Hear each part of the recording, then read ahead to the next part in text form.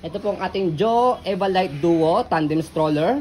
Good for newborn, yung nasa likod, back seat. Yung front seat naman is good for 6 months old. Semi-recline. Semi-recline. Na-adjust po siya for semi-recline. Already washed na po itong kanyang mga pad. Ayan, canopy. And ready to use na po siya. Okay? So, ito po yung details po niya, one by one. So, unahin natin sa harapan, yung front seat niya. Ito yung kanyang canopy. Okay? So, na-adjust po siya by full canopy. May zipper dito sa side. Ayan. Para kung sakaling nakatulog si baby, kung ayaw nyo makita si baby, ayan, pwede. Okay? So, ito po yung details ng ating higaan. Ayan. So, ang kinagandahan sa Joe na Evalite is yung kanyang pagkakaupo, flatten. Compared sa ibang mga normal stroller, medyo naka-semi-recline siya. And then, adjustable pa po siya for semi-recline. Dito siya ina-adjust sa likod. May pinipress dito. Okay? So, ito siya for 6 months old. Ayan. Higang-higa din. Ayan. Halos higang-higa din siya. Baka nga lang po, kayanin siya ng 3 months old. Ayan. Lagyan niyo lang ng as you can see naman, pad ayan, na mataas. Okay. Ayan. Kung kambal yung baby po ninyo, lagyan nyo lang dito ng extra pad para at least higa siya. Ayan. Kaya safe naman po sa kanya. Kung magkasunuran naman po, pwede rin naman po sa kanya. And then as you can see, meron siya 3 butas dito. Adjust nyo na lang po siya. Depende po sa laki ng baby po ninyo. And then, sa kanyang belt lock, wala po siyang putol. Ayan. Ayan. Okay. Yan din po sa kabilang side. Wala siyang putol.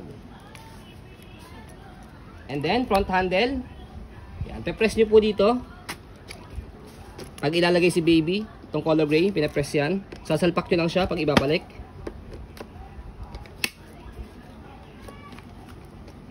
And then, leg rest. Adjustable po yan. Press lang dito sa ilalim. Pag nakaupo, pag nakahiga, angat lang po ito. Okay? So, next natin, ayan, sa kanyang canopy yung details niya. As you can see, meron lang siya napakalit pang tuldok lang na, butas. As you can see, maliit lang talaga siya. Kaya, hindi siya masyadong pansinin. Ayan, okay. And then, ayan, yung kabilang side, or kabilang seat, back seat, ayan, nakahiga siya. Okay, kaya good for newborn. And then, belt lock. Wala rin siyang putol. Ayan. Yan din po sa kabilang side. Ayan. Okay. Next natin, canopy. Ayan. Okay siya. Dito, sa part na to, wala naman siyang butas na maliit. Wala. Okay. And then, adjust natin sa likod. Kapag adjust sa kanyang likod, hakatake lang to. Ayan. Pag iupo naman po siya, pe-press nyo po ito. Higa. And then, pull down. Yan. Paghihiga nyo po siya. And then, yung kanyang peekaboo. Okay. And then, yung kanyang body frame sa right side. Ayan po. Itim na itim siya.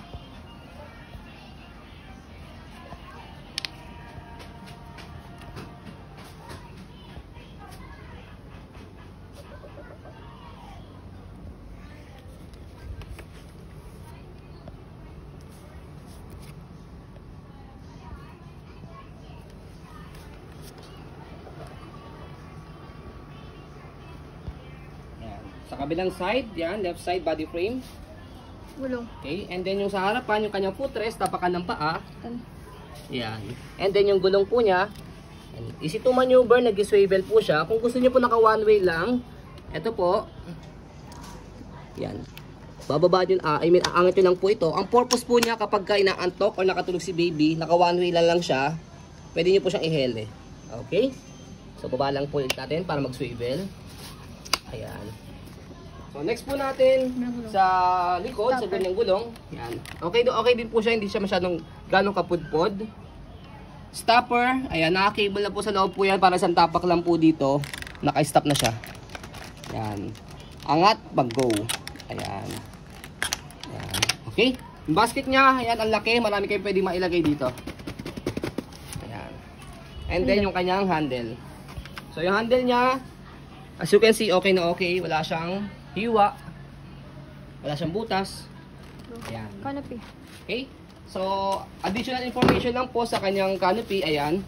So, meron lang siyang konti lang or napaka-minimal lang na fade dito sa part na to. As you can see, parang hindi nga siya masyadong halata ba sa video. Ayan. Ayan. In person, hindi siya pangit to be honest po. Kasi kami rin po, as maselang seller. Ayan. I-recommend naman po namin yan kung pwede po sa maselan, pwede po sa hindi. Ayan. So, stroll muna natin bago natin siya i-fold. So, ngayon lang ulit kami nag-i-stock ng getong Joe Tandem. So, grab nyo na po yung opportunity para kunin po agad po ito dahil ang dami po nag-inquire na po sa amin. Yan, kaya paunahan na lang po. Ayan. Sa pag-fold po sa kanya, ganito lang. Fold lang po muna po yung dalawang canopy. Ayan. Upo muna natin to maayos.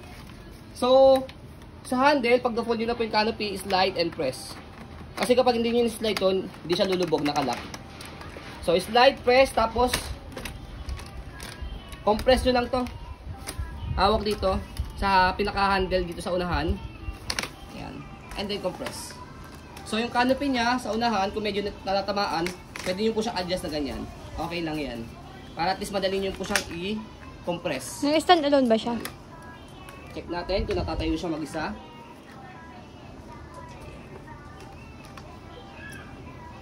So, natatayo naman siya mag-isa, kaso nga alalay lang talaga. Ayan. Kasi yung gulong niya sa harapan, hindi siya nakafix na, nakapaharap ng ganito. Ayan. Kailangan nakaganyan siya. Ayan, para magtayo siya. Pero mas maganda, kung gagamitin nyo po siya and nagkakain kayo sa mga restaurant, set aside nyo na lang po siyang ganyan sa tabi. Ayan. Lock nyo na lang po yung gulong sa likod, para hindi siya umandar. Ano, mag-open. Ayan. Okay, set aside nyo na lang pong ganyan. Sa pag-open naman po, napakadali lang din. Meron siyang lock dito sa gilid. Bubukan nyo lang po yan. Yan. And then, bukan nyo po yung stroller. Ganun lang siya kadali kapag inopen saka pinold. So, ayan po as you can see. 24 orig price. Very details po kami sa aming pong pag-video. Kasi amin siya policy, no refund, no exchange, what you see is what you get. So, ayan po, maraming salamat. Have a nice day and God bless po.